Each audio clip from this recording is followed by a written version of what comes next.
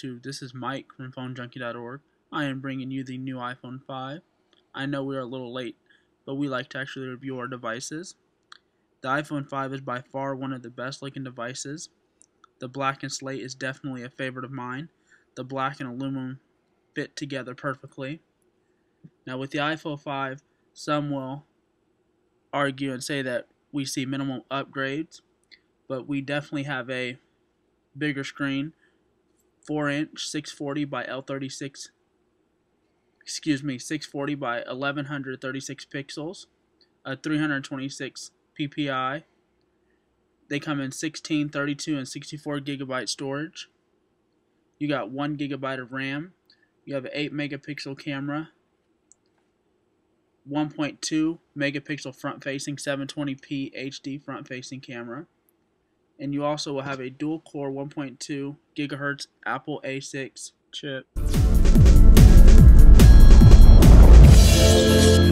Now, since the iPhone 5 release, we have been seeing a lot of positive and negative feels about it. So only you can determine whether this is a device for you, whether it's worth the upgrade or not. They decided to change the screen size from a 3.5 inch to a 4 inch.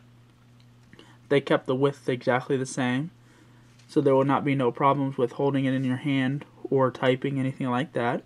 It has 44% better color saturation, so it makes videos look a little bit clearer, look a little bit better, as well as photos, internet viewing. iOS 6 comes shipped with this device. iOS 6 features Facebook and Twitter integration. It receives a new Maps. There's no longer Google Maps, nor is there a YouTube app. You can download a YouTube app from the store, and as of right now there is not a Google Maps app released yet, but we are expected for one to come in the App Store. Now with iOS 6 there's some ups and downs. I definitely do like Passbook. Now when Passbook was introduced, Apple was very light on the information, exactly what it was. They did mention that you could store all your tickets, reward cards, things like that in there. But when people actually downloaded iOS 6, they opened up Passbook and didn't know what to do. I do have a video, and if I remember I'll link it in the description, on how to set up Passbook and how to navigate Passbook, and that way you can get it set up and going. I definitely use Passbook a lot. People that go to Starbucks, things like that, there's definitely a good app for that. You can add money to your account, and that way you just have this, and you just pull it out and they can swipe your little rewards card, and it tells you up here the balance you have.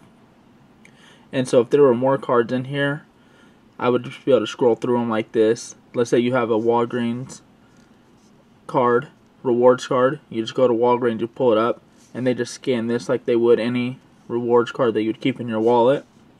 If you go to the movies a lot and you purchase the movie tickets through, let's say, Fandango, it would just pop up here and you'd be able to pull your tickets out and they just scan them that way. It makes everything a lot easier. And if you're like me, you hate carrying around multiple reward cards, you definitely have a better option with this just by keeping it on the phone. So I definitely do enjoy Passbooks, and now that app developers can use this with when they build their apps, things like that, I hope we definitely see more apps utilizing this tool. The Maps. Now we all heard about Apple announcing that they did do a poorly job with the new Maps app and getting rid of the Google app. Now there are many other options in the App Store that you can download, but we'll go ahead and cover this now. To me, I actually love the turn-by-turn directions. It works very well. I kind of like flyover when it works, but most of the time you have a few problems with it, as well as the the point of interest is a little off. Sometimes it works, sometimes it doesn't. It just depends. But for the most part, if I need to get somewhere and I know the actual address, I can definitely get there. But if you are relying on this in a new city or as your phone book, I would not rely on it too much, I'd either go to google.com through the web browser and use the maps, or download a different version of maps. And if you go into the App Store, they have a map section for you. There are definitely some good ones here, so check them out. I actually like the new App Store. Easier to navigate, but it's a little hard if for the first time checking it out. It looks a little confusing, but I actually like it.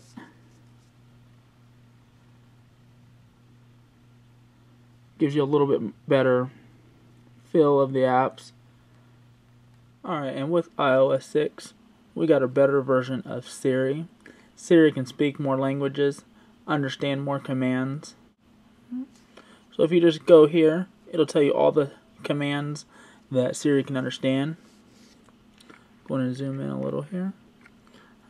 She can call somebody, launch apps, send messages, set up meetings, sports questions, directions, post to Facebook, email, weather, alarm,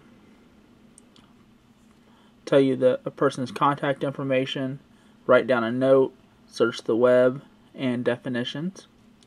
And I can definitely let you know that she really does work very well. I wasn't too impressed with Siri when it first was released on the iPhone 4S, but I can definitely say the iOS 6 upgrade is really a big upgrade for Apple. So even, and this is not just a review for the iPhone 5, if you have the iPhone 4S, it updates Siri as well. So let's go ahead and give her a try here.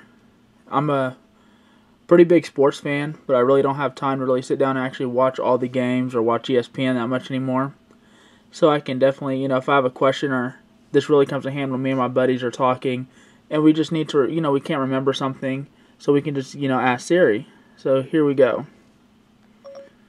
What was the score between the Chiefs game last week?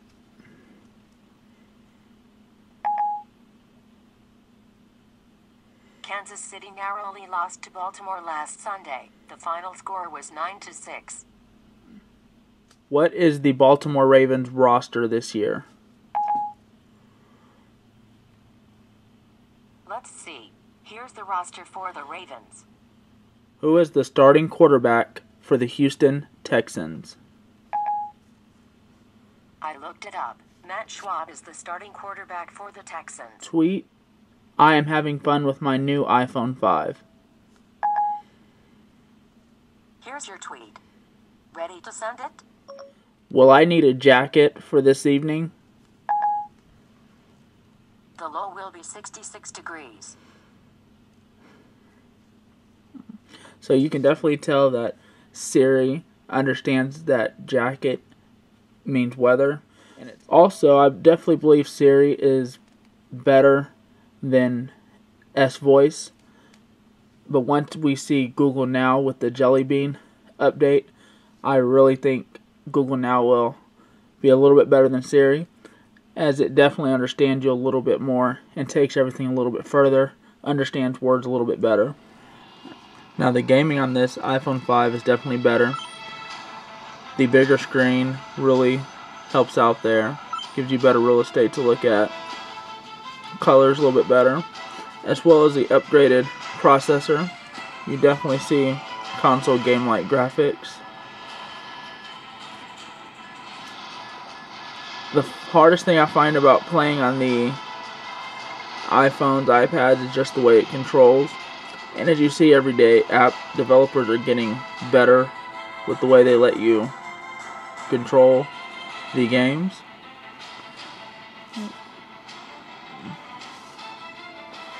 But as you can see here, there's no lag, anything like that. All the graphics are good.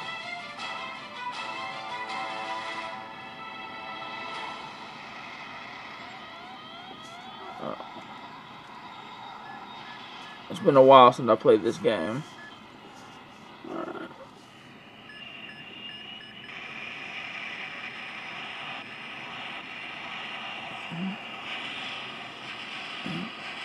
And with the louder speaker, with the iPhone 5, it definitely allows you to hear the game a lot better. gives you better sound, as well as the upgraded earpods. I'm not too big of a gamer, so I'll just go ahead and show you this one game here. And we'll go ahead and get out of this here. I do play. Now let's go ahead and go into the video play.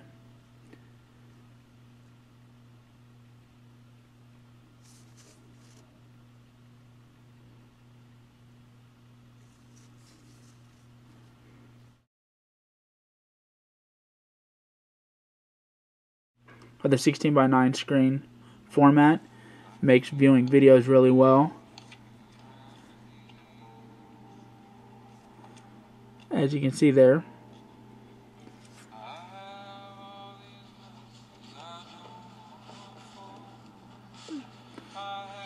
The speaker is definitely louder on the iPhone 5 than the iPhone 4S. But I'm going to go ahead and turn this off before we get any copyright laws broken here. Now I'm going to go ahead and go into the camera. The camera is definitely an upgrade.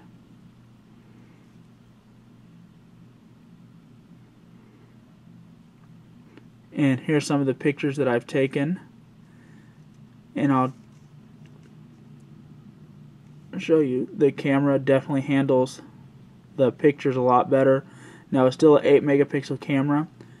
It just has better optics, better insides than the iPhone 4S. What this one is, but I'll erase that one.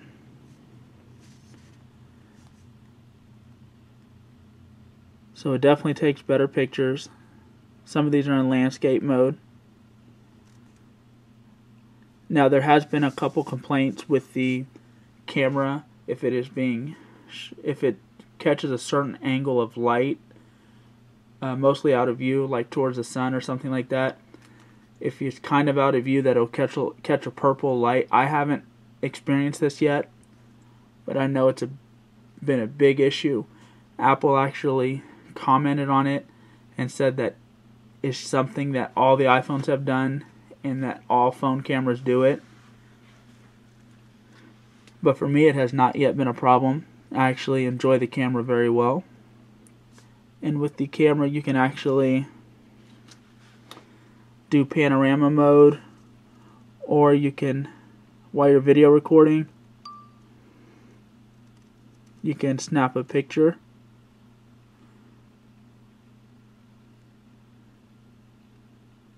And the camera actually snaps really fast. Not as fast as the HTC One X, but it definitely will snap pictures pretty good. Now what I like to do here is do a speed test of the device. We do have LTE now with Verizon out here where I am located. I am right outside of Kansas City. Another thing I like to point out with iOS 6 is whenever you download a new app, you can see that it says new on here. So it'll show you it's a new app that you haven't opened yet. Alright, so let's go pop open speed test and give it a try here. This is on LTE.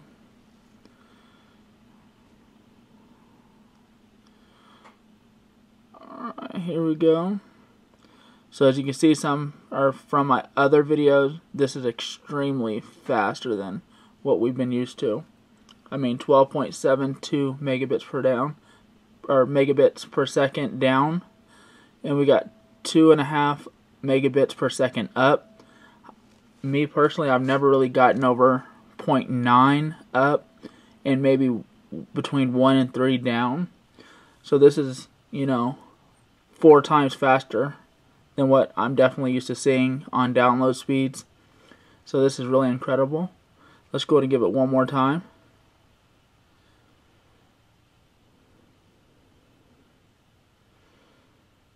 Wow. Alright, looks like it's got 19.58 megabits per second down. And this is not on Wi-Fi. And 2.2 megabits up. So this is working very well. Speed's very, good. Now for my conclusion on this device, it is an LTE device. It does have a bigger screen. To me, those are the biggest upgrades to the iPhone 4S. So if you just upgraded to an iPhone 4S, and if the screen size is okay with you, and if you're like me where sometimes you just don't get that LTE service where you live. Right now, Verizon just expanded to LTE here, but I know on AT&T's network, their LTE area is not as big. So unless you need LTE and you want that 4-inch display, then you might want to keep your iPhone 4S. The iPhone 4S is a good phone, still a really good competitor to this phone. But if you're coming from an iPhone 3GS or an iPhone 4, I would definitely say this is an upgrade for you. Some of the apps are still being upgraded to use the 4-inch screen. Some are not, so they still have, a couple black bars on them to make up for that extra inch or half an inch of screen that is there. But I definitely enjoy this device. I like the look and feel of it, and I like the thinness of it. There have been some cases of it scratching easily. I haven't had a problem with it. I actually just got sent an OtterBox commuter case yesterday, and so I'm testing that out, and you will see a review on that.